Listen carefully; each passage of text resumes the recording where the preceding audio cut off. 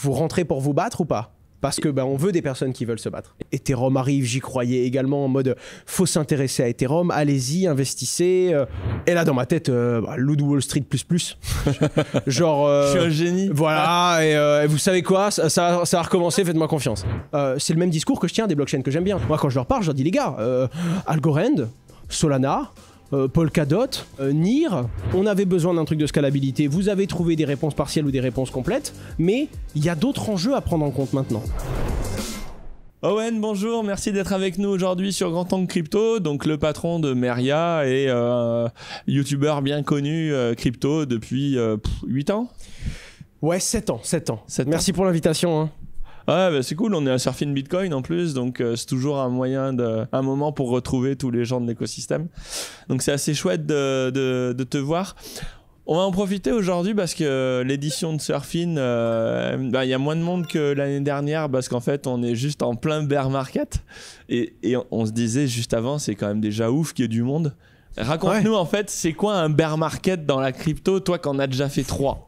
La définition, c'est, en tout cas celle comme je l'ai ressenti, c'est après une valorisation soudaine de Bitcoin et des autres crypto-monnaies, une dévalorisation tout aussi soudaine, qui la plupart du temps laisse quand même le Bitcoin bien plus haut qu'il n'était avant ce cycle de hausse, et vient avec la baisse de Bitcoin un désintéressement de toutes les personnes qui étaient arrivées simplement pour surfer la vague, qui en avaient entendu parler pour la première fois suite à la surmédiatisation, suite à tous les articles qui sortent un peu partout, les gens qui découvrent Bitcoin pour la première fois, qui en achètent, son prix devient fou tout simplement parce que c'est une euphorie et naturellement ça ramène des gens qui ne sont pas là pour durer, et dès que son prix commence à redevenir, on va dire, beaucoup plus calme et à perdre de la valeur, à rendre une partie de la valeur qu'il a pris plus tôt, il y a un désintéressement et les gens se tournent le dos à la crypto-monnaie, à la blockchain, et des fois quelques années, et des fois définitivement, même si la plupart du temps c'est quelques années quoi.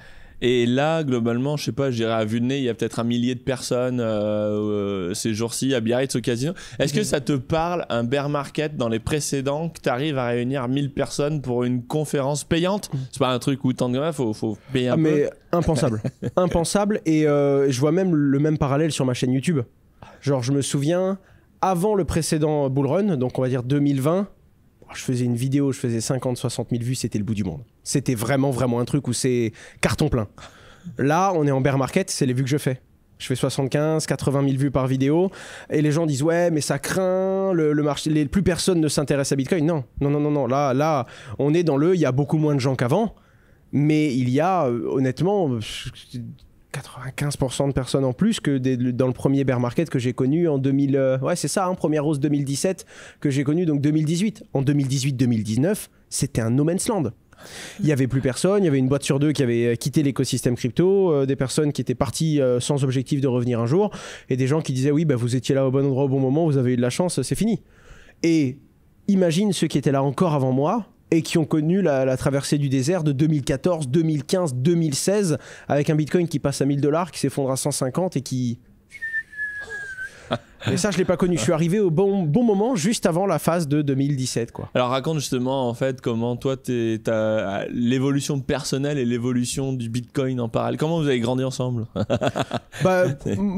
Mais c'est clairement ça en fait. Hein. Moi, je rentre dans Bitcoin et ce qui m'excite au début, c'est ce côté volatile, avec le côté monnaie inviolable. Monnaie numérique inviolable, ça, nous on était dans les jeux vidéo, on dupliquait des pièces d'or sur World of Warcraft, on essayait de cheater pour avoir des points et pour avoir des soldes en plus sur les sites internet. Bref, je me suis dit non, Bitcoin, comme toutes les monnaies numériques, a sa faille. En tout cas, moi, j'ai pas trouvé. mais du coup, c'était un petit peu le pari et qui m'intéressait sur cette monnaie. Je commence à creuser, à comprendre, et donc très vite, même si je suis venu pour le prix, je me rends compte qu'il y a d'autres choses derrière, il y a des valeurs, il y a une volonté de répondre à des problèmes que j'avais même pas vraiment identifiés, parce que ma responsabilité et ma compréhension du monde financier, à 16 ans, quand je commence... oh non, c'était un petit peu après, c'était 18-19, tu vois. Ouais. Donc 2016. Et je commence à en parler sur Internet, et là, totalement inconscient, parce qu'il y avait presque personne qui en parlait. Il y avait le cercle du coin à l'époque. T'avais bitcoin.fr. C'est tout. La maison du coin à Paris. Il y avait la maison du coin qui est maintenant du coup Coin House. Mais si tu veux, t'avais tu n'avais pas le 10e des acteurs qu'on a aujourd'hui, quoi. Même en bear market, tu vois. Et à ce moment-là, moi j'en parle très convaincu. C'est l'avenir. Ethereum arrive, j'y croyais également en mode faut s'intéresser à Ethereum, allez-y, investissez.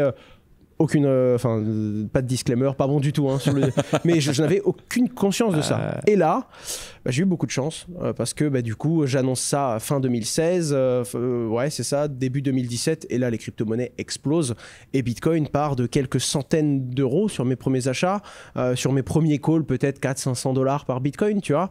C'est là où je fais rentrer mes parents, c'est là où je pousse un peu inconsciemment des gens autour de moi, et là, le Bitcoin va taper les 20 000 $. Et là, dans ma tête, loup de Wall Street plus. Genre. Je suis un génie. Voilà, et vous savez quoi, ça va recommencer, faites-moi confiance. Non, pas du tout. Puisque Bitcoin perd de la valeur tu disais, tout de suite ça va après. continuer à 20 000. Donc, oui, voilà. c'est ça. Bon, alors, naturellement, quand il commence à être à 20 000, tu as quand même conscience qu'il se passe quelque chose de pas normal. Et là, je vois des gens qui, alors que moi je suis là à me dire est-ce que je revends pas, je viens de faire un x40 sur Bitcoin, sur Ether c'était encore plus lunaire puisque c'était quelques dizaines de centimes d'euros au début. Moi je minais de l'Ether, on avait une petite machine, je m'en souviens, le premier Bob de Just Mining qui était le premier nom de Meria. On avait appelé ça Bob parce que machine pour miner des crypto-monnaies par GPU, ça faisait trop barbare, donc on a dit un nom simple, Bob. Je me souviens de ma mère qui nous dit bon, votre Bob là il est gentil mais il fait du bruit dans la cuisine, tu vois, il tourne tout le temps, il chauffe, il fait du bruit, votre truc en plus il rapporte pas grand chose. C'est vrai, à l'époque il nous coûtait 2 € par jour d'électricité et il nous rapportait 4 € par jour, mais 4 € par jour c'était un Ether. Et du coup on a débranché Bob pendant 2 semaines. Ma mère me doit 15 Ethers. Non, mais tu vois, mais tu ne t'en rends pas compte. Évidemment, tu ne peux pas approcher le problème comme ça, mais c'était tellement démesuré la valorisation qu'il y a eu derrière que du coup, ouais, tout fonctionnait. Tu avais l'impression que tout ce que tu touchais, c'était de l'or, mais c'est pas toi qui as ce pouvoir, c'est la période. Et c'est ce qui est également dangereux avec les crypto-monnaies, c'est qu'au bon endroit, au bon moment, n'importe quelle personne a l'impression d'avoir un aura de... Non, c'est l'écosystème qui a ses phases de force. Et c'est pas juste tout cuit dans le bec à ceux qui sont là, c'est parce qu'on a payé indirectement ce moment de valorisation fort à travers les quelques années de bear market, de moments rudes, de moments sans intérêt et où il faut se battre pour construire de la valeur et préparer son radeau pour la phase d'après, quoi. Et justement, t'en penses quoi des gens qui disent aujourd'hui oh là là, quel bear market de ouf, il n'y en a jamais eu aussi long et c'est dur et c'est... Tu vois ? C'est faux, c'est juste qu'on n'était pas là pour le vivre. Je pense que le désert le plus long, c'était celui de 2013. Et encore, il y en a, ils ont connu Bitcoin en 2008. Et il a commencé 2009, pardon. 2008, c'est le début des discussions. Donc le lancement du mainnet, c'est 2009, du coup. Fin 2009, je crois. Ouais, c'est ça. Ou décembre. Donc, ouais, il me semblait que les premières discussions, c'était en 2008 sur Bitcoin Talk. Enfin, sur. Ouais, c'était Reddit ou Bitcoin Talk au début, je sais plus. C'était avec Pierre Noisa. C'est ça. Et ils ont. Ouais, j'étais là. Là, pour le coup, moi, j'étais vraiment encore. J'étais pas encore capable de comprendre tout ce que c'était. On avait Todd juste avant, là, qui discutait avec Finney et Adam Back quand il avait 15 ans en 2001. Ouf, ouais, moi, je vais te dire, j'avais 14 ans. Hein. Je venais de monter mon serveur Minecraft, là, j'en étais là, moi, tu vois. Et le gars, il a participé à l'invention de Bitcoin, au code de Bitcoin quand il avait 15 piges, quoi. Puis il a continué après, mais... Et en plus d'être super early, il fallait des compétences techniques. Autant dire que je serais tombé au bon endroit au bon moment, j'aurais pas su comprendre. Moi, il fallait déjà qu'il y ait une petite couche de vulgarisation pour que je puisse m'y intéresser à ce moment-là. Et encore, j'ai traduit le white paper de Bitcoin avec Google Traduction, hein, parce que moi, l'anglais, 0. Hein. Et donc, sur le moment, je peux te dire que la chaîne de blocs, c'était quelque chose, tu vois. Donc, je découvre ça là-dessus. Et non, ceux qui disent que c'est le plus compliqué et tout, la plupart du temps, on en entend beaucoup. Pourquoi ? Parce qu'il n'y a jamais eu autant de plaintes. Parce qu'il n'y a jamais eu autant de gens qui le traversent et qui essayent de le traverser. Tu sais, c'est un peu comme les grandes randonnées. Et tu vois, celui, c'est sa première année. Tu vois, nous, ça fait plusieurs fois qu'on le fait. Et c'est toujours aussi compliqué parce que, mine de rien, t'as pris tes paris. T'as créé certaines personnes morales. T'as des dépenses qui sont récurrentes. Mais il faut quand même dire quelque chose. C'est dur. Ça reste quand même toujours dur. On aimerait que ce soit plus court. Il n'y a pas de certitude que demain Bitcoin décolle aussi, hein, tu vois, on part du fait que les performances passées préjugent des performances futures, on sait très bien que c'est faux. Le halving, à partir du moment où il est certain, pourquoi il ne serait pas déjà pricé ? Voilà, hein. Qu'est-ce qui nous dit qu'il n'y a pas un régulateur qui va mettre un gros coup de froid et même si ça n'arrêtera pas Bitcoin techniquement, pourquoi pas rajouter 2 ans à ce bear market et pourquoi pas transformer un enfer en un enfer encore plus chaud ? Je sais pas. Tout ce que je sais, c'est que plus je suis court terme et j'essaye de faire le trader, plus je suis perdant. même avec mes 7 années de recul sur les cryptos, tu vois, plus je suis convaincu du long terme et de ce que la technologie Bitcoin et les autres cryptos peuvent apporter, plus je me dis, bon, ben, arrête de viser à 2 ou à 4 mois. T'es pas un gambler, pas sur cette ligne. Sur cette ligne, c'est une conviction, long terme. On y va, on construit, on essaye de se dire, bon, ben, dans le monde qu'on imagine demain, quels seront les besoins et comment est-ce que nous, on peut essayer d'y répondre. Et justement, donc il y a ce côté-là où tout le monde est un génie quand ça baisse et quelque part tout le monde est enfin, quand ça monte et tout le monde devient un connard quand ça baisse. Oui, c'est ça. et en vrai, comment c'est dur quand ça baisse, tu te dis t'as tous tes amis qui te regardent avec beaucoup de... Ah, et puis t'as tes amis, puis t'as tes clients. Je lui avais dit, je oui. l'avais bien dit. Mais c'était sûr, mais évidemment. Il faut encaisser. Et par contre, dans les entreprises, à quel point tu rôtes du sang, quoi, tu vois, parce qu'à un moment, comme tu dis, il faut payer les charges. Il y a des salariés, il y a des boîtes qui sont obligées de licencier grave pour survivre. Voilà, raconte un peu ça parce que on parle que des bull runs dans la crypto en disant ma première Lambo c'était 2018. En fait, le premier bear market, pardon, qu'on avait créé du coup Just Mining en 2017, tu vois, on commence à vendre des mineurs, ça fonctionne vraiment bien. Premier bull run arrive et honnêtement, 2018-2019, il y a eu 3, peut-être 4 moments où très honnêtement, je savais pas si on passait le mois. Ça, c'est une réalité. Mais le truc, c'est que on était beaucoup plus inconscient à l'époque, t'es beaucoup plus jeune, et surtout, t'as beaucoup moins de choses à perdre. On était 4-5 dans la team, ça dormait pas, c'était notre jeu vidéo, c'était notre vie, ça ne pouvait que marcher parce qu'il n'existait pas d'autre issue. Là, naturellement, aujourd'hui, sur nos différentes boîtes, on a un peu plus d'une centaine de personnes en full-time. Tu sais ce que ça te coûte au mois. C'est des centaines de milliers d'euros.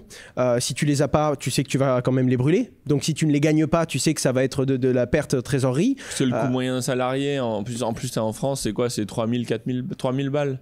Je dirais plus. Patron. Ouais.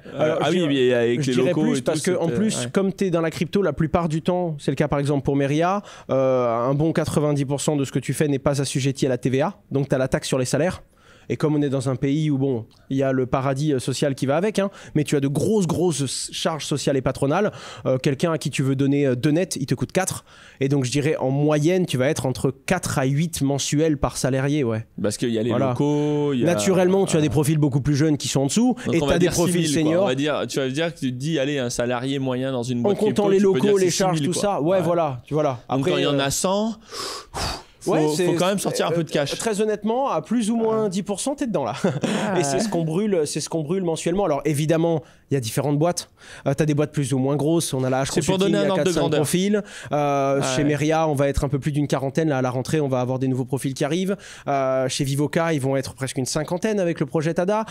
Dans toute l'équipe au total, ouais, ça va être ça. C'est notre cash burn que tu viens de... Donc, c'est-à-dire que quand tu vends rien pendant 2 ans, t'as cramé 15 millions. Ouais, c'est ça, ouais. Comme ça, à peu près. Donc faut avoir vendu en bull run, quoi. C'est ça. Alors, naturellement, peut-être un petit peu... Enfin, il y a un équilibre dans le sens où tu as, par exemple, sur Meria, tu as de gros coûts techniques et d'infrastructure. La sécurité, la conformité, tu as des obligations qui font que c'est très cher. Et tu as d'autres boîtes où, à l'inverse, 3-4 bonhommes, la boîte tourne, elle est rentable. Donc ça, c'est quelque chose qu'il faut quand même prendre le temps de préciser. Et la deuxième chose, c'est que comme c'est ça va être du coup notre 3e cycle qu'on va aller chercher là, on s'y est beaucoup mieux préparé. Que ce soit au niveau des réserves, à la cigale et la fourmi. On a été fourmi trop souvent. Maintenant, on cigale. Tu vois. et quand tu l'as vécu 1 fois, 2 fois, 3 fois, on t'y reprend moins. Naturellement, tu te protèges, tu te prépares. Ensuite, comme tu peux pas te séparer des ressources humaines comme tu veux, et c'est pas non plus trop notre façon de faire. Je dis pas qu'elle est bonne ou mauvaise, je reconnais totalement le côté américain du on recrute parce qu'on a besoin, on n'a plus besoin, on vire. Je respecte. En France, tu peux pas faire ça comme ça parce que c'est une protection également sociale et c'est pas forcément une mauvaise chose. Mais du coup, tu es un petit peu à la bourre pendant le bull run parce que tu n'oses pas trop recruter, parce que tu dis attention, là, les profils que je prends, je les prends 3-4 ans, au moins. Et donc, tu fais beaucoup plus gaffe, mais tu es un peu moins opportuniste à saisir toute la vague qui arrive. Mais du coup, en bull run, tu te retrouves avec des gars solides. Et quand tu les fais en bear market, tu te retrouves avec des gars solides qui ont signé pour les 3 années d'enfer qu'il y a derrière. Parce qu'avant, on n'en parlait pas. Les mecs, ils nous rejoignaient dans l'aventure. Maintenant, le mec, il arrive en bull run, il veut tout bouffer. On lui dit d'accord, mais tu seras prêt à tout bouffer avec nous là dans les 3 années qui arrivent? Parce que c'est dur. Il fait à vous penser, oui, les 3 années qui arrivent, elles vont être dures. Donc les gens arrivent avec un peu plus... c'est plus en... Avant, t'étais surpris des moments difficiles. Maintenant, on se regarde en mode, les gars, on savait qu'il allait y avoir des moments difficiles, on les avait sizés. Ça marche comme ça. Ça marche comme ça. Maintenant, est-ce que vous croyez au prochain cycle? Est-ce que vous croyez également à notre capacité? Si jamais il n'y a pas de cycle, si c'est pas Bitcoin qui se lève, est-ce que vous croyez à notre capacité à nous de créer de la valeur, de s'en sortir? Et bien même sans pivot maintenant, parce que tu finis par trouver ton segment si tu veux, mais oui, et ça c'est notre pari. Notre pari, c'est que sur un marché flat, avec l'équipe qu'on a aujourd'hui et la capacité qu'on a de créer de la valeur, peut-être que ça va nous prendre plus de temps, mais on va redevenir rentable. Et le dernier point, c'est tes revenus récurrents.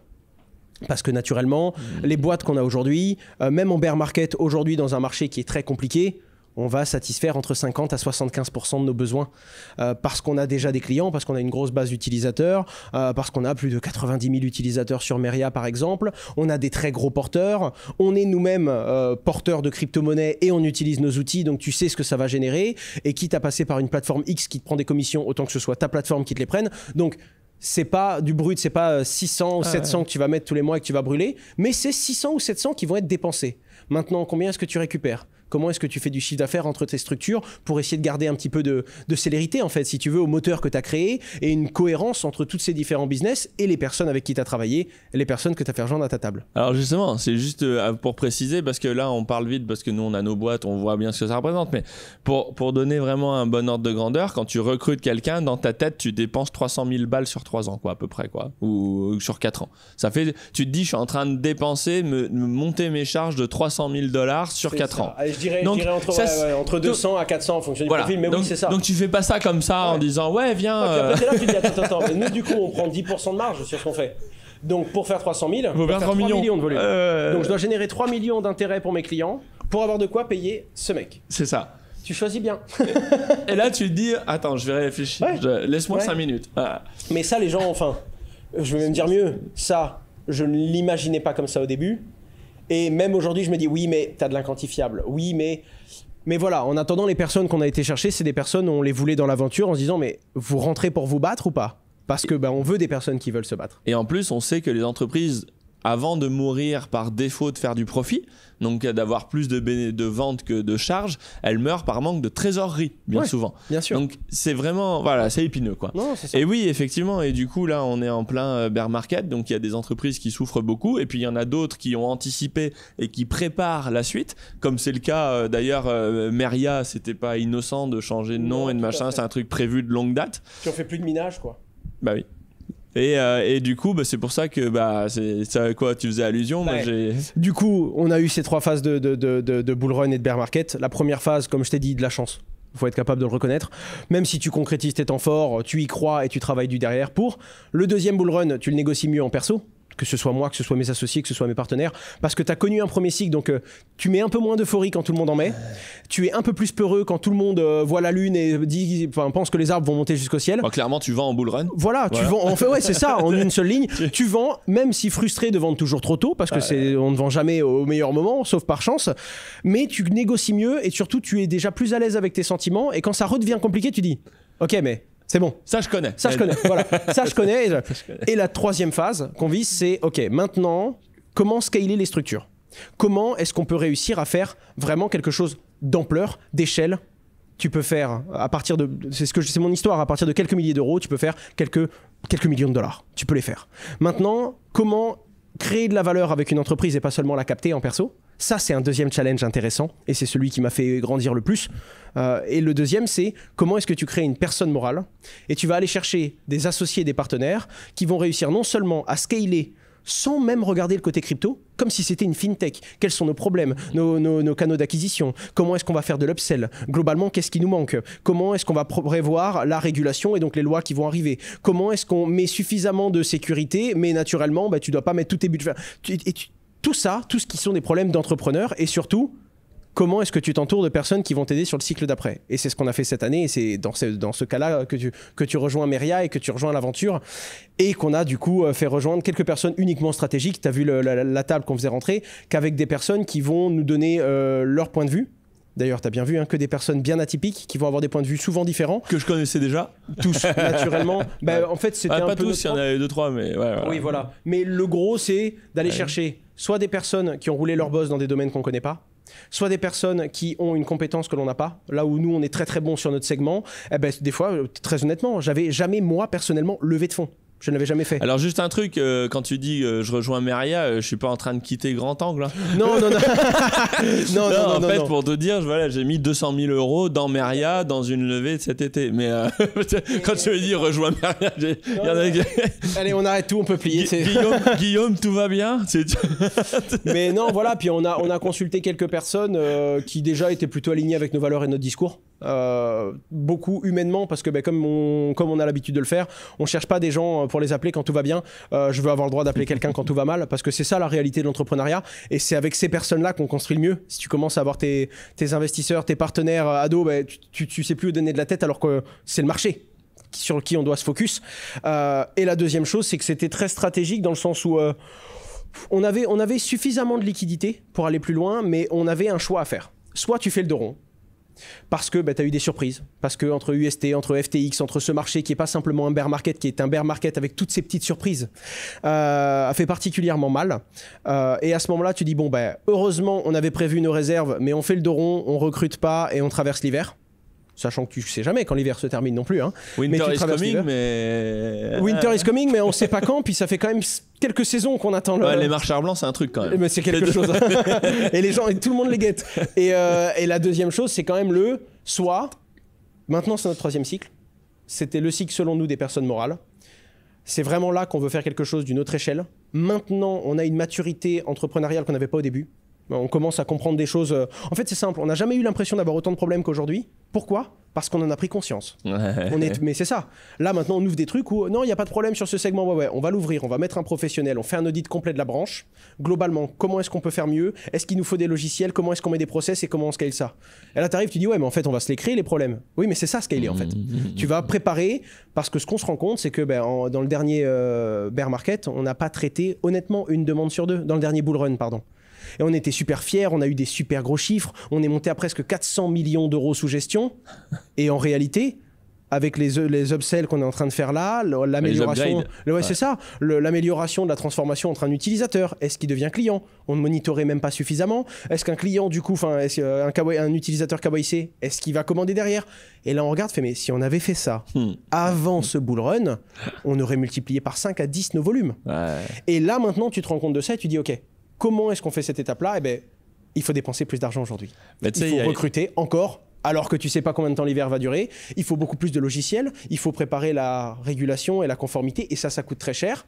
Et donc, c'est maintenant que c'est le moment où tu te dis, comment est-ce que je fais le dos rond ? Qu'il faut dépenser beaucoup plus d'argent.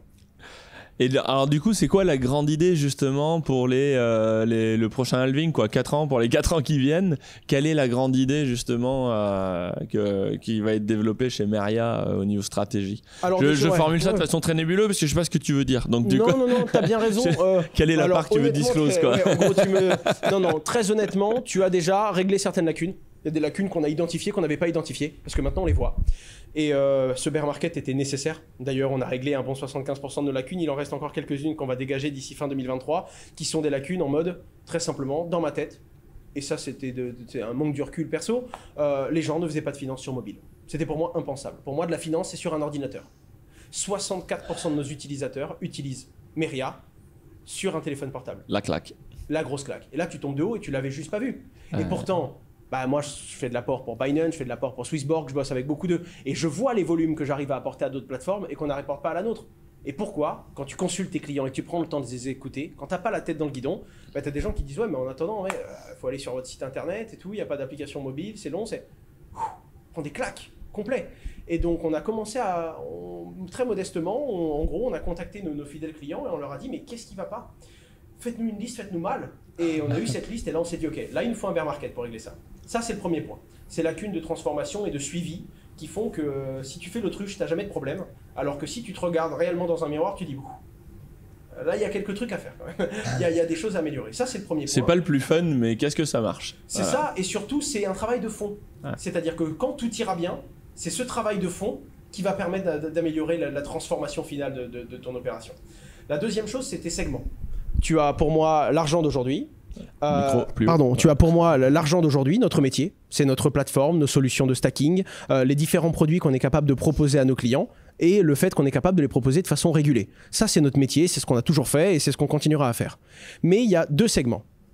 Pour moi, l'argent de demain, c'est l'argent des institutionnels, les produits structurés qui vont arriver sur ce marché-là, et également tout ce qui est conseiller en gestion de patrimoine, qui est une demande assez folle en ce moment quand même, vu l'état du marché, parce que comme ce sont des cycles longs, ces gens n'attendent pas que tout aille bien pour s'y intéresser. Les gens, les conseillers en gestion de patrimoine qui veulent rentrer sur ce segment, commencent les discussions aujourd'hui. Et donc c'est très intéressant parce que tu découvres des cycles longs, mais avec des gens qui sont moins pressés aussi. Ils connaissent ça, ils veulent commencer par une phase d'éducation. Ensuite, ils veulent être bien sûrs que d'un point de vue légal, ils ne prennent pas de risques. Et donc, on développe ce deuxième segment-là, qui est différent, même si in fine, ça reste de la crypto-monnaie, qui va dormir sur des validateurs, faire du stacking. Donc, ça reste la même expertise technique in fine, mais ce n'est pas la même façon d'adresser, la même façon de distribuer cette expertise. Et le troisième point, sur lequel on a été négligent par faute de temps, mais également par faute de ressources humaines, c'est le côté DeFi. Le côté, et d'ailleurs c'est drôle, mais aujourd'hui on fait un listing, on liste le token Paraswap. C'est la première fois qu'on va demander un budget de listing en faisant un vote décentralisé. Et de plus en plus. Ça veut dire quoi ça? On a été faire un vote de gouvernance en disant à la blockchain, voilà, nous on aimerait vous lister sur notre plateforme centralisée. C'est particulier parce que c'est du stacking entre guillemets, parce que le stacking, c'est participer au processus de proof of stake, de sécurisation de la chaîne. Là, c'est plutôt tu stakes ton token et à la fin du mois, en fonction des revenus du protocole, tu as une distribution au prorata de ton stacking. C'est un nouveau produit à créer. C'est un nouveau produit d'un point de vue compliance. Donc la conformité doit dire, ok, est-ce que ça, légal? Si oui, comment? Comment tu le mets dans tes contrats et dans tes conditions générales d'utilisation? Ensuite, comment tu l'intègres techniquement? Il n'y a pas d'IPY, tu n'as pas de, c'est pas genre 8% par an. T'en sais rien, c'est à la fin du mois que tu vas constater ce que tu distribues. Donc on va mettre un produit avec un rendement incertain, distribuable, où tu vas payer les gens avec 30 jours rétroactivement. Enfin, et ça, tu dis ok. Et ça, à l'époque, on l'aurait fait dans la cave en 5 minutes. Là, non, là, c'est plus pareil. Là, tu as un process, donc là, tu mets toujours tout le monde autour de la table et est-ce qu'on demande une propale décentralisée? Est-ce qu'on demande un budget? Et si ça marche, commerciale, ouais. C'est ça. Et là, tu vas faire ton vote dans la blockchain et c'est tous les détenteurs du jeton qui vont dire... c'est un peu vie ou mort, tu vois. Ils votent pour quoi, pour l'accord de... Accepter de donner ses budgets, accepter d'être listé. Il y a une partie en token qui vont être vendus instantanément, une partie qui vont être loqués. Mais est-ce qu'on fait rentrer Meria? Et puis là, tu vas voter sur une plateforme d'échange décentralisée pour onboarder une institution, quoi. Donc c'est très particulier, tu vois. Et on l'avait jamais fait dans l'autre sens. Mais c'est aussi ça qui te connecte aux directeurs de différentes blockchains. Certaines blockchains où tu voulais ta place en tant que validateur, mais avec 100 places. Et donc, pour être centième, il fallait 5 millions de dollars. Tu peux pas. Nous, c'était à l'époque, on voulait rentrer sur Solana, je crois qu'il nous fallait 40, 50 millions. Impossible en bull run. Personne te répond. Les mecs, tout le monde est sur le toit du monde. T'as que des loups de Wall Street, personne te répond, tu vois. Là, t'es en bear market. Là, le mail du mec qui arrive en mode bonjour, j'aime beaucoup votre techno, j'aimerais monter un validateur, j'aimerais construire avec vous. Là, ils nous répondent. Et donc, c'est maintenant.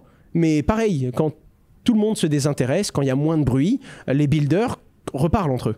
Et c'est maintenant qu'il faut construire ça. Et pour te donner un ordre d'idée, je parle pas de listing sur la plateforme, je parle de vrais nœuds et vraies compétences techniques on-chain, d'infrastructures qu'on va faire fonctionner pour maintenir les blockchains. On en a fait 2 fois plus en 7 années de bear market que dans tout le précédent run.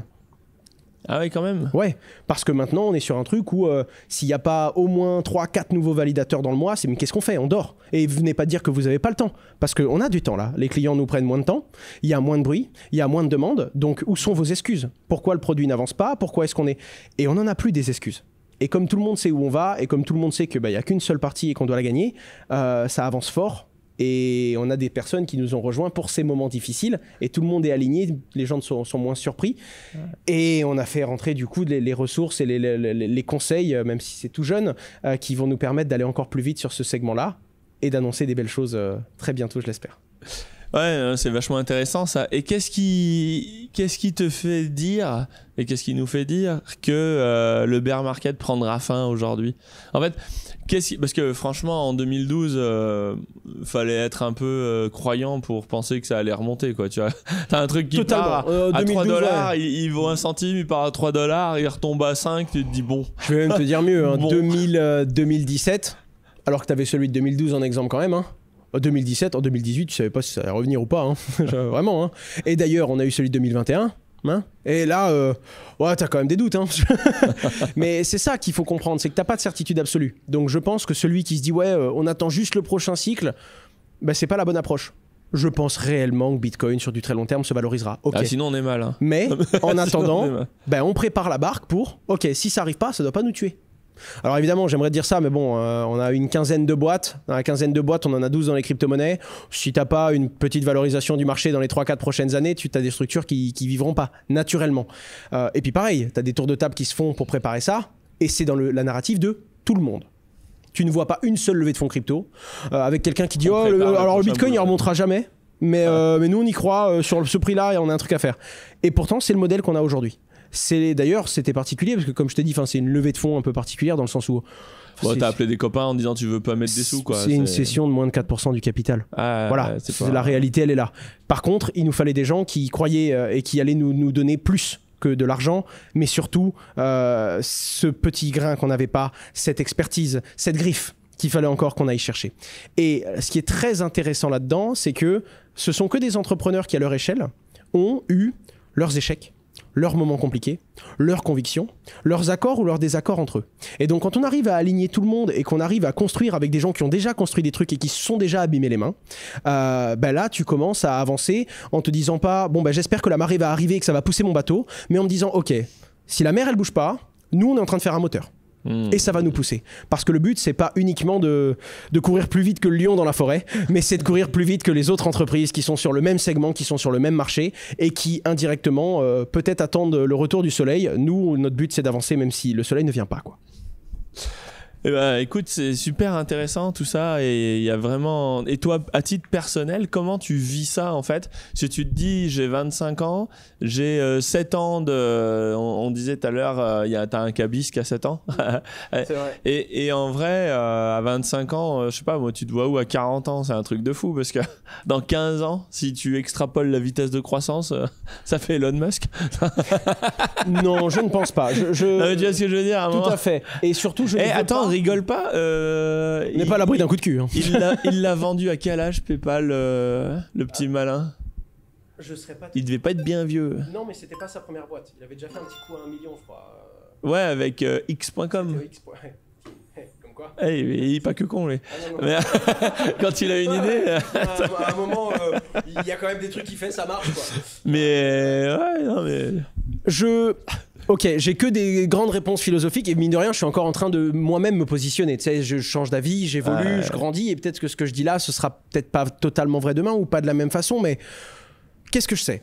Je sais que je ne veux pas entreprendre pour avoir le droit d'entreprendre encore.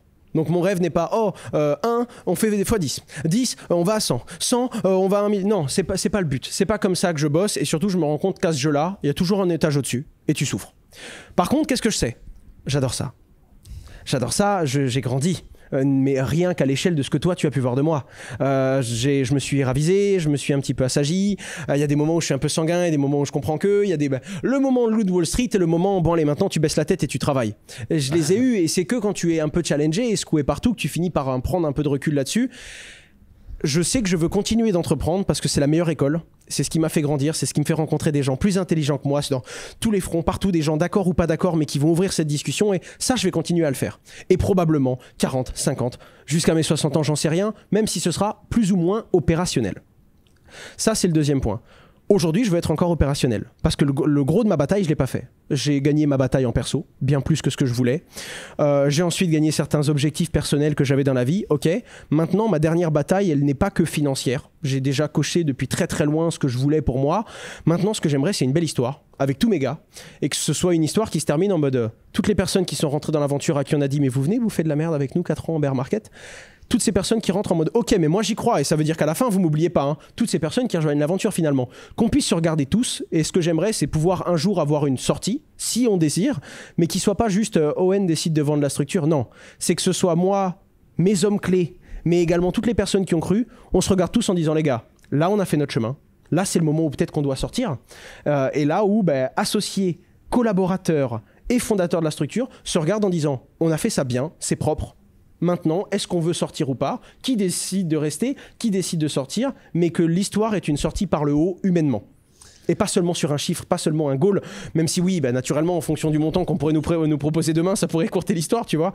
Mais c'est pas juste une métrique, quoi. Et tu vois, ça me fait penser, je rebondis là-dessus, parce que toi et moi on commence à connaître pas mal de gens qui ont de l'argent et puis du coup qui réfléchissent au-delà de ça parce que en fait l'argent c'est pas si marrant que ça en a l'air, c'est marrant quand on l'investit et ce qui est marrant c'est ce qu'on en fait. C'est-à-dire que moi je dis j'investis qu'avec des copains, c'est-à-dire les gens si tu connais pas la personne et que t'as pas spécialement d'affectif avec lui, je vois pas l'intérêt de faire du business parce que tu vas passer tes journées avec ces gars. ou alors c'est vraiment un ticket de loto que t'as été acheté. Oui, pardon, ouais, c'est ça, t'as vraiment été en mode voilà, moi je crois en ça, j'espère que ça va faire x, tu mets et boum. Ce qui m'est déjà arrivé d'ailleurs, hein, mettre un petit ticket, mets, tu regardes. Mais c'est pas le plus marrant parce qu'en fait les gens avec qui tu bosses la journée, en fait tu leur donnes ton temps, tu vois. Ouais, et donc, ça c'est la seule monnaie, c'est la seule valeur sur laquelle on ne prendra pas la monnaie de ta pièce. Hein. Exactement, ton temps c'est mort. Donc c'est passé. Et c'est pour ça que je travaille qu'avec des gens que j'aime bien, et les gars que je monte, là on est en train de réfléchir sur Grand Angle Meta pour faire monter un CEO, mais c'est quelqu'un que j'aime bien, avec qui on bosse depuis des années, etc. Et après, du coup, tu te dis, voilà, maintenant que j'ai des sous, qu'est-ce que je fais? Et il y a une idée, moi, que je vois qui revient chez beaucoup d'entrepreneurs, c'est l'idée de l'école. J'en discutais même avec Ipso et Fatih ce matin. Et il disait, l'éducation, ça fait pas tout. Il faut aussi, quelque part, il veut fabriquer un indice des pays tyranniques ou libres. Parce qu'il dit, si t'es très éduqué, mais qu'il y a un tyran qui arrive, ça donne l'Allemagne en 1930, ça finit mal. Oui, très mal. Donc, lui, il va un cran plus loin. Il dit, l'éducation, c'est bien, mais ça suffit pas. Il faut aussi un indice de tyrannie. Mais sur l'école, moi je pense qu'il y a vraiment des choses à faire et j'en discutais avec des family office qui gèrent un peu de sous, etc. Et je me dis en fait sur l'éducation, imagine que dans une business school, t'as fait 6 mois je crois business school. Ouais mais c'est ça. Après t'as dit mais c'est bon, je gagne 3 fois plus que le prof, je sais même pas ce qu'il me raconte là. Allez je me casse. Et en vrai dans une business school, t'apprends pas le business, t'apprends la soumission à l'autorité.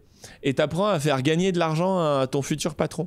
Mais dans une business school, pour moi, tu fais pas de business. Et je me disais, à un moment, ça peut être stylé de faire une école où, tu vois, une business school, parce que c'est ce que je connais, mais où tu dis, pour passer ta première année, il faut sortir un chiffre d'affaires. Ouais. Trouve un business plan, je m'en fous. Tu vends des chaussettes dans la rue, concret, tu vends ce que tu veux. Et une fois que tu commences à vendre des trucs, pose-toi les questions de la compta, quoi. Mais va pas faire de la compta avant d'avoir fait 1 euro de chiffre d'affaires, c'est débile. Ouais, non, c'est voilà. Oui, et tu vois de tirer les gens, en fait, c'est un peu en mode 42. Ouais, non, en mode faites-le et apprenez en. Non. Et on vous donne les ressources pour apprendre, mais quand vous faites, tu vois, ça sert à rien de monter des gars. Tu sais que quand j'avais 23 ans. On disait, ouais, vous êtes dans une école, vous allez gagner plein de sous, vous serez chef de service. Et moi, je me disais, putain, mais j'ai jamais levé mon cul d'un banc de l'école depuis que j'ai 6 ans. Je vais être chef de quoi? Je vais être chef de quoi? Et je me sentais, je disais, mais l'imposteur, tu vois. Je me disais, mais moi, j'ai rien à foutre là, en fait. Les autres, je sais pas, mais moi. Et tu vois, et là, si je me dis, une école où tu pousse en fait des entrepreneurs comme je sais pas un plombier qui a jamais fait réparer une fuite, tu dis touche pas mon évier frère. Ouais non c'est exactement ça. Oui mais j'ai vu plein de tutos. Ouais, touche pas mon évier quand même. Tu vois, j'ai écrit un livre dessus. Oui. J'ai écrit une thèse. Un livre il est légitime. Non je vois totalement. Alors l'éducation c'est un truc qui me tient à cœur. Je sais pas encore comment, je sais que ce sera une phase dans laquelle j'aimerais. Ce qui me plaît dans l'éducation, c'est que je me suis rendu compte que l'être humain était greedy. On en veut toujours plus. Je suis en train de me rendre compte que toujours plus d'argent, c'est pas une finalité. Toujours plus de pouvoir de ci, de là, c'est grisant à certains moments, mais c'est pas une finalité non plus, parce qu'à un moment, si tu veux toujours plus de bois, je vais devoir prendre ton bouchon, et à un moment donné, quand tu auras le dos tourné, je vais devoir prendre le dessous, tu vois, et si je veux toujours plus, je vais devoir le prendre aux autres. Et je pense qu'on peut se satisfaire sans avoir à toujours aller prendre aux autres. Et ce qui me plaît beaucoup avec l'éducation, c'est que c'est le seul truc on te le donne, et non seulement pour bien l'enregistrer, faut que tu le redistribues. C'est l'une des meilleures façons d'apprendre. Moi, je suis vulgarisateur. J'ai appris dans les cryptos grâce à ma communauté. Et puis, je peux te dire que quand je fais une vidéo à 100 000 vues, si j'ai fait la moindre erreur, t'as toujours un mec qui vient me mettre un coup, mais ça te fait grandir, tu vois. Donc, je pense que l'éducation, ça doit circuler. C'est très important. Et c'est une très bonne chose quand tu reçois 1, tu peux redistribuer 4. Donc, c'est scalable. T'es pas obligé de toujours prendre et tu peux être greedy. Tu peux en vouloir toujours plus. Tu peux toujours apprendre, toujours lire, toujours te remettre en cause, toujours réfléchir plus. Ça me plaît et je pense que c'est un truc dans lequel je vais m'épanouir très longtemps dans la deuxième partie de ma vie. La deuxième chose, c'est que j'aimerais passer des moments difficiles avec des gens comme moi qui se lancent parce que je ne serais jamais arrivé là sans ma communauté et sans des mecs qui me voient faire et qui, en gros, comprennent que j'ai aucune chance s'ils mettent pas. Et j'en ai eu je ne sais combien de personnes qui viennent vers moi en mode « Fais pas ça, tu vas te rater. Non, je vais le faire, ça va marcher et tout. Fais pas ça, je te dis. Moi, je l'ai déjà fait, tu vas te rater. Non, je vais le faire, ok, fais-le. Ça fait mal, je me suis brûlé. Oui, oui, je te l'avais dit. Tu penses à quoi? T'as un exemple J'en ai tellement des exemples en fait, c'est triste, mais au niveau des communications, notre certitude et notre arrogance qu'on avait commercialement au début sur la boîte, le fait qu'on voulait faire rentrer au capital beaucoup de monde, aujourd'hui on ne l'a jamais fait par exemple. Heureusement, notre table de capi, elle est clean dans le sens où aujourd'hui les 20% de capitaux qu'on a donnés, c'est uniquement aux employés. Seulement. Et 2% un collègue qui était là depuis très longtemps. Mais ce que je veux dire, c'est que tu regardes la table, la réalité c'est que sur d'autres business, au début, on voulait rentrer. Ouais, alors on fait venir 7 potes. Tu coupes ton capital en 7. Non, non, non, réveillez-vous. C'est pas un gâteau. Hein, c'est le capital d'une entreprise. Ça, si je n'avais pas eu de personne qui me mettait la main sur l'épaule en mode réveille-toi, c'est pas Aqualand. Tu choisis pas la bande de potes avec qui tu vas glisser. C'est ça, j'aurais fait n'importe quoi. Et si je n'avais pas eu ces personnes qui m'avaient prêté de leur maturité jusqu'à ce que je le comprenne, on aurait fait des bêtises là-dessus. Et généralement, tu apprends en faisant tes erreurs et on a gagné beaucoup, beaucoup de temps parce qu'on a appris des erreurs des autres et surtout de ceux qui nous disent allez, je vais me mettre derrière eux parce que s'ils y vont tout seuls, ils vont... Un autre exemple, Michel Onfray, en Moselle. Alors, pas le philosophe du tout, hein, un entrepreneur en Moselle qui a fait beaucoup pour la région et qui a fait beaucoup pour nous et qui, lui, est venu en mode, voilà, fais ton chiffre d'affaires, ok, je vais m'occuper de ta compta. Maintenant que je m'en suis occupé, mais que tu fais de l'argent, apprends à faire ta compta. Comprends qu'il te faut également un bon commissaire aux comptes parce que ces choses-là, et avoir des gens qui, en fait, s'amusent à te rendre ce qu'on leur a donné un jour.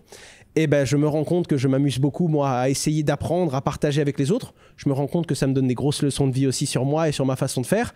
Et je vois des gens qui arrivent avec une fougue, avec une énergie et je me dis, mais ils vont se planter. Je fais, mais en fait, c'est juste moi avec 5 ans. Alors, prends un peu de recul et va juste leur tendre la main parce que toi, il y avait quelqu'un qui te l'avait tendu quand tu étais là. Et heureusement qu'il était là. Parce que sans ce quelqu'un, peut-être que je ne serais pas là avec ce micro aujourd'hui, tu vois. Et j'aimerais bien le rendre. Je trouve que c'est une belle partie du salaire. Et après, il y a un autre sujet qu'on est en train de déflorer là avec Didier Darcet en réfléchissant. C'est qu'on se dit, la décentralisation des protocoles, globalement, c'est ce qui va permettre, en gros, aux entreprises de la tech de prendre l'ascendant sur le système banquier et financier, notamment. C'est ce qui va permettre au final de vulgariser, de diffuser les produits dérivés. C'est typiquement, tu prends un protocole comme Liquity qui fait du LUSD. Le LUSD, c'est un stablecoin, mais c'est surtout un produit dérivé. Et plus tu vas vers des protocoles décentralisés, moins le régulateur a de prise. Et plus tu laisses la responsabilité pleine et entière à chaque individu. T'es libre de te suicider financièrement avec la crypto sans aucun problème. Il y a pas de... C'est pas comme au casino où on va vérifier que t'as 18 ans, que t'es machin. Enfin, il y a plein de sécurité qu'il faut. Et puis il y a des gros panneaux, n'y allez pas, vous allez perdre votre fric. Et puis t'as pas le droit de faire de pub. Et voilà. Tu sens qu'il y a une entité au-dessus qui a dit non mais les gars, c'est une mauvaise idée. Donc si vous voulez y aller, vous pourrez, mais on va freiner des cas de fer. Ça, plus c'est décentralisé, moins ça existe. Et je me dis, ça veut dire quelque part, il y a un enjeu en termes d'information. Parce que l'éducation, à un moment, ça fait prétentieux. Tu sais, moi, j'éduque pas les gens. Tu sais, ils s'éduquent bien tout seuls. Tu vois, voilà. Le mot est très large. Ouais, c'est ça. Mais d'information en disant, en fait, si on veut que les gens s'en sortent le mieux possible, va falloir qu'ils soient plus responsables de leurs actes qu'aujourd'hui en fait quoi. Parce qu'il n'y a pas de filet au bout d'un moment, il y a beaucoup moins de filets quoi. C'est ce qui fait tu veux sauter, tu sautes quoi. C'est ce qui fait qu'il y a autant de casse d'aujourd'hui pour moi parce que dans un monde où il existe la centralisation et la décentralisation, tu as été éduqué aux deux, tu commences par connaître les points forts, les points faibles, tu te fais ton avis et tu utilises ce que tu veux. Le problème d'aujourd'hui c'est qu'on a connu que la centralisation. Donc quand tu as la décentralisation qui arrive et que tu connais pas du tout, tu peux tout mettre cet après-midi et dans un monde de bisounours, tu penses que si tu perds ton argent, tu auras un responsable ou tu auras quelqu'un au téléphone. Donc le plus dur pour moi, c'est pas juste les risques de la décentralisation avec la liberté et la responsabilité qui va avec, c'est ce nouvel outil que tu connais pas et que tu vas utiliser avec les mêmes appréhensions que les outils centralisés en mode si je comprends pas j'aurai un coup de fil, je vais faire ma transaction, si je me rate c'est pas grave, je ferai mot de passe perdu, voilà. Et ça va aller vite, ça va aller très vite. Je pense qu'il y aura de la casse maintenant. Est-ce qu'il y a de grosses évolutions sans casse? Je ne pense pas. Je fais partie de ceux qui se disent que FTX ça a fait du mal, mais ça a renvoyé une très bonne leçon à tous ceux qui sont là et maintenant ils vont être beaucoup plus prudents. Ça a rappelé aux gens de pourquoi est-ce qu'on devait conserver nos clés privées, nos fonds sur... J'ai pas de réponse parfaite là-dessus. Ça me fait juste un petit peu peur parce que moi qui étais très tout le monde devrait être libre, tout le monde devrait faire ce qu'il veut, quand il veut, détenir ses fonds et tout, je commence à me rendre compte qu'il y a des gens qui sont pas faits pour ça. Et il y a des gens qui veulent pas non plus être faits pour ça. Il y a des gens, ils sont là en mode écoute, c'est bien qu'on ait ça, si jamais il y a un problème. Moi, ça me plaît d'avoir mon banquier en qui j'ai confiance. Tous les acteurs centralisés n'en abusent pas forcément pour autant. C'est vrai. En attendant, il y a des relations de confiance qui, par définition, sont des relations centralisées, tu vois. Moi, je pense à Delubac, c'est une banque en commandite simple. Le gars, quand il te fait un prêt pour acheter ta maison, lui, il a sa maison à lui en caution. Voilà. Non, c'est ça. S'il se foire sur les prêts qu'il accorde, le patron de Delubac, il perd sa baraque. Donc, et à plein d'échelles, tu peux faire plus confiance qu'à. Je pense à Jean-François Faure. Je pense au groupe au coffre où c'est centralisé. Le mec détient ton or. Point. D'accord ? Si ça se pète la gueule, on pourra dire en plus toi t'es dans la finance décentralisée, t'aurais dû savoir que ouais, mais en réalité aujourd'hui pour détenir de l'or il est plus qualifié que moi. Et après avoir côtoyé la personne, ses valeurs, ses gars, ses équipes, c'est le genre de personne que tu veux à tes côtés, tu vois ce que je veux dire ? Et donc c'est pas parce que c'est centralisé que c'est à tuer pour autant. Par contre, j'aimerais pas qu'on me dise dans telle industrie ou pour détenir telle valeur, il n'existe qu'une seule solution et c'est l'État qui te l'impose ou c'est une entité centralisée ou une loi, peu importe. Ça ne me plaît pas. C'est le côté tu n'as pas le choix. Donnez-moi 3 options, expliquez-moi les avantages et désavantages et puis je prendrai mes risques.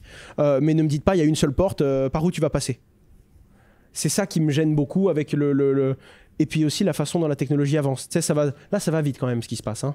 Alors explique qu'est-ce qu'il y a de neuf, qu'est-ce qui... Et là, je parle de tout beaucoup plus candide, parce que je parle de domaines que je ne connais pas, mais que ce soit les découvertes énergétiques, les matériaux supraconducteurs, que ce soit l'intelligence artificielle qui était déjà une révolution il y a quelques années. Mais en gros, tout le monde vient de se rendre compte concrètement avec un agent conversationnel, hein, c'est exactement ça ce qui vient de se passer. Hein. Et là, ça va vraiment remettre en cause l'utilité de certains êtres et la façon dont ils vont devoir se réinventer. Il y a ceux qui paniquent et il y a ceux qui se disent « mais je vais apprendre à utiliser cet outil ». Tu as le monde qui change où tout le monde a un micro, tout le monde est journaliste maintenant. Tu vois, tu as mal au genou cet après-midi, dis-nous sur Twitter ce que toi tu penses des mal de genoux. Tu vois, là, ça y est. Je trouve qu'il y a mondialement, il y a une communication beaucoup plus rapide qui est en train de se faire. Et les mouvements de panique sont beaucoup plus virulents. C'est beaucoup plus court terme aussi. Hein, le Covid, waouh, Covid, c'est quoi ? On en parle encore ? Tu vois, maintenant, inflation, peut-être qu'on aura un autre problème. Ça va très très vite et ça me fait peur à moi alors que c'est mon métier d'être sur le truc le plus rapide, sur la dernière tech, d'être très à jour. Là, je me rends compte que quand je parle de certaines choses avec mes parents me disent flippant ce qui arrive là, tout, on a l'impression qu'on n'est jamais à jour, qu'on n'est jamais bon. Et là, je parle à mes grands-parents et du coup, des personnes plus âgées de ma famille et je me rends compte que, alors eux, ils sont directement là en mode moi, tout ça, m'en parle pas.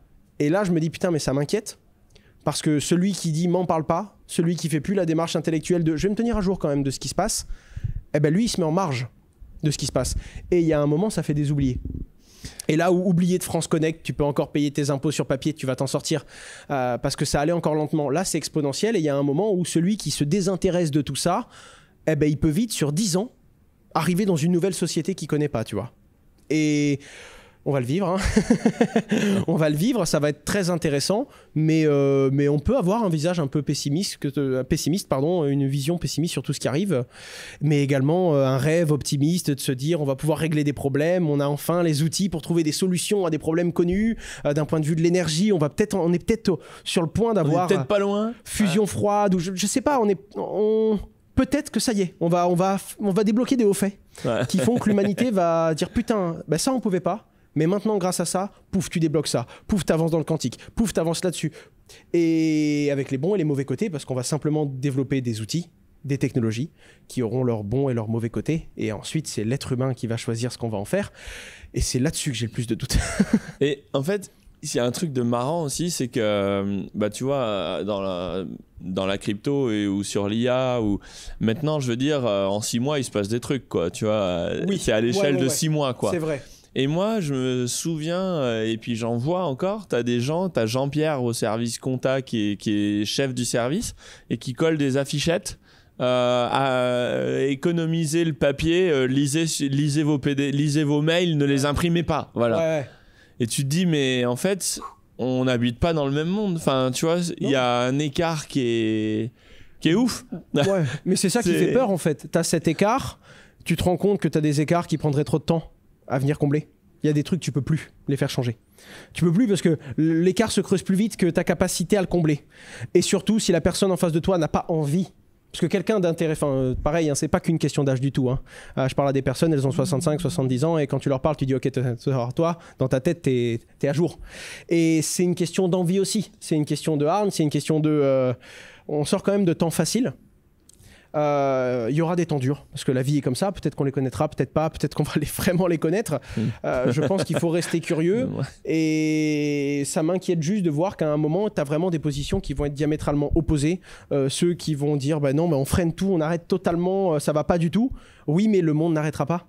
Et ceux qui, au contraire, le seul moyen de s'en sortir, c'est d'accélérer pour passer vite et trouver la solution qui va nous permettre de ça, c'est des questions. C'est des petits trucs qui m'empêchent de dormir le soir et qui font que je me fais encore mes avis. Je rencontre des gens dans de plus en plus de domaines et j'apprends. Et c'est vrai que t'as quand même un sentiment de vite. Tu vois ?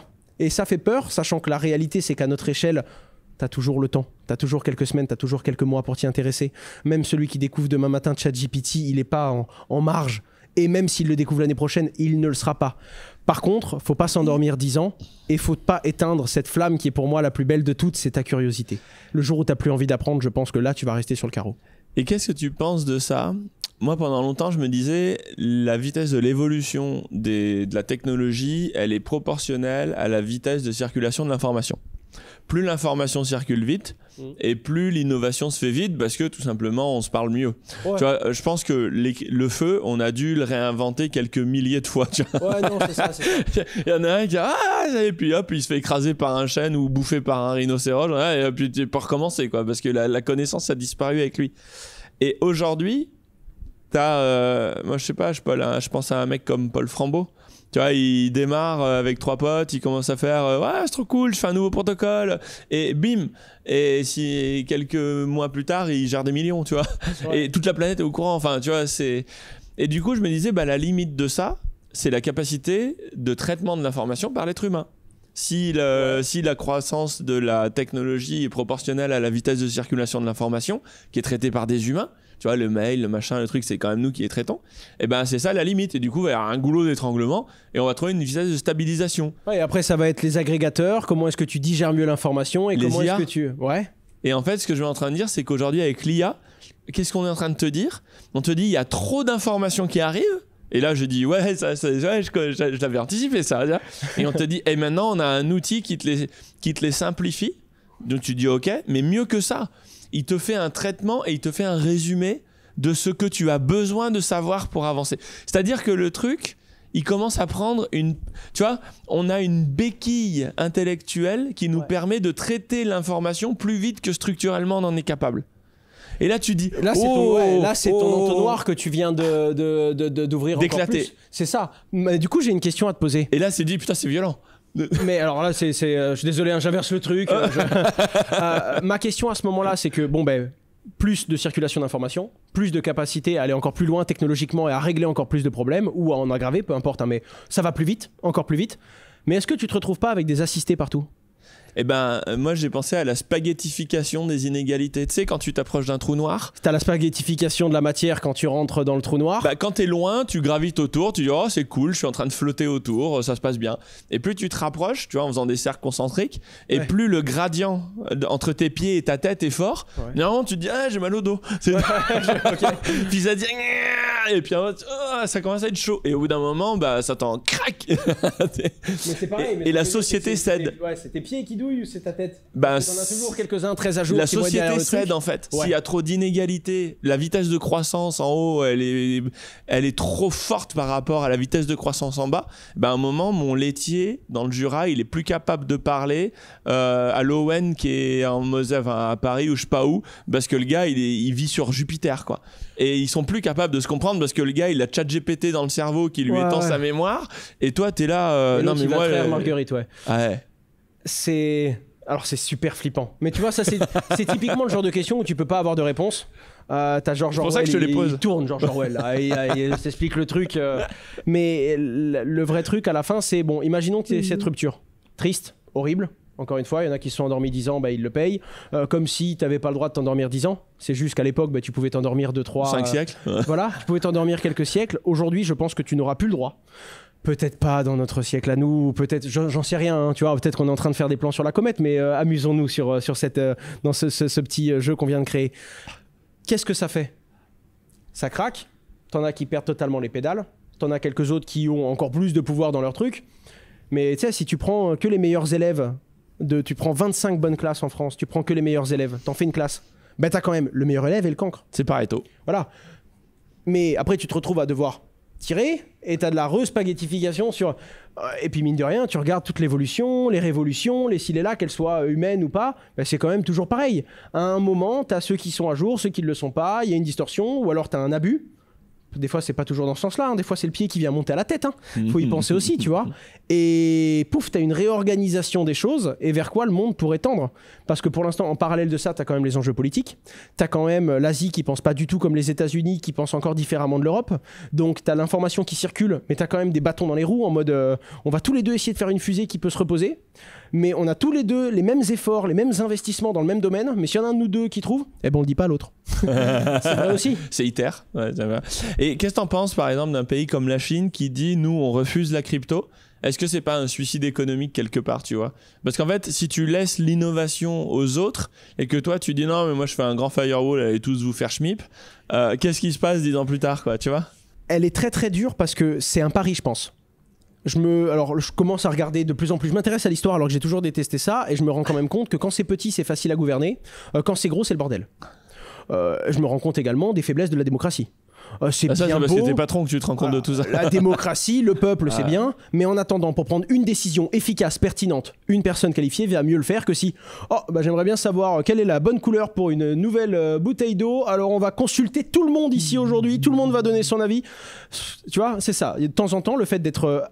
C'est con, mais le côté unilatéral de la dictature, tu vois ce que je veux dire? Il est perspicace sur la prise de décision. On appelle ça l'entrepreneuriat. Non, me fais pas dire ce que j'ai pas dit. Non, mais il y a un côté qui, le problème, c'est que la dictature, je dirais pas jamais, mais a rarement été bienveillante et éclairée. D'accord, et donc, ça s'appelle la famille, monsieur. mais voilà, tu vois ce que je veux dire. Le fait que, à un moment, tu es quelqu'un qui puisse trancher et dire on fait ça, l'immobilisme est tout aussi dangereux qu'une dictature qui perd la tête. Dans les deux sens. Les deux peuvent te tuer. Donc, faut trouver un entre-deux. Tu vois, faut qu'il y ait quelqu'un qui soit capable de trancher, mais qu'on puisse lui mettre des garde-fous. Et ça, il n'y a pas de réponse parfaite.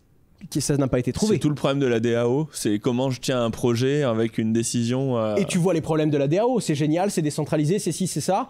Des fois, les gars, faut prendre une décision en 4 heures pour survivre et en 4 heures, on n'a pas écrit le mail, tu vois. Genre, c'est ça qui est assez dingue. Et je pense que ça va créer soit un nouveau modèle, soit des modèles hybrides qui vont éclater parce que tu vas incrémenter, t'essayes, ça pète, ça marche pas, tu gardes le meilleur, tu recommences. Mais ce que je vois, c'est que la Chine étant très, très, très, très grosse, je comprends. D'un point de vue purement décisionnel. Si ton organisationnel. Objectif, c'est, voilà, t'es dans un jeu vidéo, tu dois gérer ta population, d'accord? On n'est pas du tout dans le côté humain et tout, parce qu'ils n'ont pas la même vision que nous. Hein. Faut pas regarder cette question vis-à-vis le côté européen, nos libertés, nos ci, nos là. Ils sont déjà pas dans le même game. Hein. Voilà, ils sont pas dans le même game. À partir du moment où tu as un score social, t'es déjà plus dans le même jeu, tu vois. À partir de là, si tu veux gérer ton peuple à cette taille-là, je comprends que des outils aussi perturbants que des outils de liberté, d'inclusion financière, de communication incensurable viennent contrecarrer tes plans. Aussi fou soit-il, hein, et je voudrais mettre aucun parti à dos, mais globalement, moi c'est impensable. Tu vois, je préfère être dans un monde compliqué où je suis libre qu'être dans un monde où je suis un mouton heureux. Et j'ai l'impression qu'on en fait quand même des moutons heureux dès que ça devient très très gros. La question c'est est-ce que c'est une bonne chose ou pas? J'en sais rien, mais ça va quand même créer des gros blocs qui à la fin fonctionneront différemment, non pas que économiquement, mais également dans la communication, dans les droits, dans les libertés, et ça risque de faire des mouvements de population énormes, parce que tu as des gens qui un jour vont se réveiller, et mine de rien, Internet, tu communiques avec la Chine. Quelqu'un d'intelligent, tu es en Asie, tu veux accéder à Google, il faut mettre un VPN, tu vois, t'es pas... Et puis quand tu vas en Asie en vacances aujourd'hui, tu peux le faire. Donc ces deux mondes, les particuliers peuvent encore faire des breaches et dire, attendez, ça va pas. Et donc même le gouvernement chinois, s'il veut imposer des choses, il va avoir des moments où on va lui dire on est quand même 2 milliards, hein, on n'est pas content. Donc je pense qu'il va y avoir des gros changements là-dessus, et peut-être que le modèle qui alignera tout le monde, encore une fois, combien de temps je ne sais pas, parce que chaque modèle est fait pour durer jusqu'à ce qu'il ne convienne plus, je pense que l'Asie est tout simplement en train de prendre un chemin qui est très diamétralement opposé de ce qui se prend en Europe.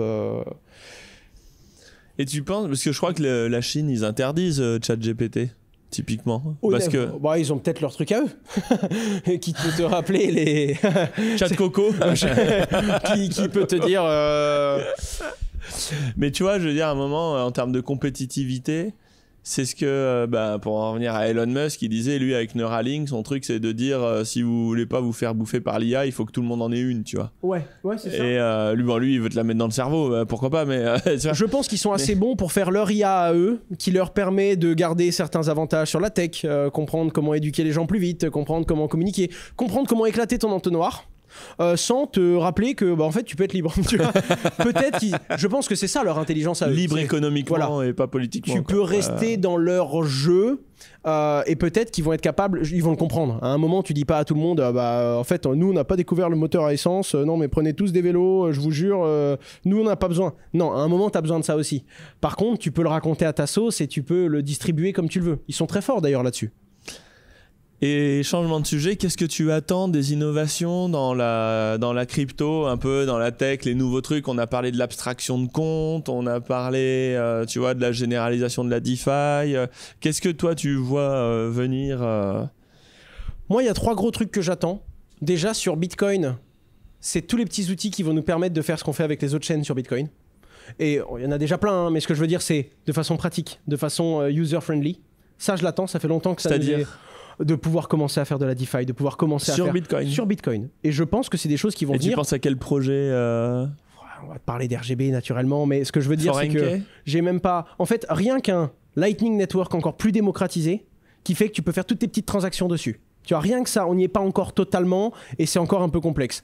Deuxième chose, t'as eu la ruée vers l'or des Layer 1. Tout le monde va faire mieux qu'Ether, tout le monde sera plus rapide, moins coûteux. Le problème, quand ton seul argument c'est « je vais être plus rapide et moins coûteux », c'est que si tu as 20 personnes qui ont les mêmes arguments que toi, à la fin, il y en a 1 ou 2 qui survivent. Soit tu te différencies, soit tu veux faire comme tout le monde, et à ce moment-là, on va juste prendre le meilleur. C'est aussi simple que ça. Et là, d'ailleurs, on l'a compris, hein, les Layer 1, wouh, les Layer 1, wouh. Et d'ailleurs, Ether est là en mode, nous, on a quand même notre première couche qui au niveau de la sécurité ne se compare pas aux autres et là d'ailleurs tu as en fait ok, on a compris, les layer 1 c'est compliqué, donc on va faire un layer 2 sur Ether. On n'est pas du tout là pour remettre en cause Ether et sa position, mais on va faire un truc super rapide. Et pareil, soit tu te différencies, que ce soit par l'anonymat, que ce soit par le respect de la vie privée plutôt. IMX, t'en penses quoi, genre la L2 qui dit moi je suis spécialisé NFT gaming, tu vois, je te la mets dans la liste de 40 blockchains qui font la même chose. Ah ouais, oui. Pour moi, t'as un layer 2 très puissant qui arrive sur Ether. Pourquoi IMX? Mais attention, hein. C'est le même discours que je tiens des blockchains que j'aime bien. Tu sais que moi j'ai contribué au développement d'Elrond, que j'aimais beaucoup, je suis assez proche de leur équipe. Moi quand je leur parle, je leur dis les gars, Algorand, Solana, Polkadot, NIR... où est la différence? À un moment, comprenez que ça y est, on avait besoin d'un truc de scalabilité, vous avez trouvé des réponses partielles ou des réponses complètes, mais il y a d'autres enjeux à prendre en compte maintenant. Spécialisez-vous, et c'est ce que certains sont en train de faire, même si ça prend du temps. Rangez-vous derrière un layer 1 qui sera votre chef justement de famille, si tu veux, et essayez d'apporter une valeur là-dessus. Ne restez pas juste sur le segment du « oui, mais nous, c'est plus rapide ». C'est plus le souci aujourd'hui. Voilà. Et je pense que c'est très important de comprendre ça. Donc pour moi, il faut que les Layer 1 se réinventent et se repositionnent. Polygon est très bon là-dessus. Tu vois, Polygon, oh là là, on va faire un nouveau Bitcoin. Bon, ok, on ne battra pas Bitcoin. On va faire un Layer 1, mais adossé à Ether. Ça marche super bien. Polygon, ça marche super. Maintenant, on va faire un ZK Rollup, Layer 2. Et si demain, il y a les Layer 8, ils seront bons dans les Layer 8 parce qu'ils sont très très bons pour surfer des tendances. Et pour le coup, ils savent livrer techniquement. Rien que ça, c'est incroyable. Ils vont finir en charts d'Ether ou un truc comme ça. Oui, mais en attendant, quand tu finis par trouver ton poste, quand tu n'as aucun ego sur ton produit, sur travailler 3 ans comme un fou sur un truc et qu'on dit « ouais, mais ça maintenant c'est has-been ». Et que tu dis « ok, c'est pas grave, d'accord, je jette. D'accord, je jette, je recommence, tu finis par trouver ta place. Parce que tu builds et parce qu'à un moment, tu finis par faire un truc que personne n'est capable de faire. Tu as développé ta résilience.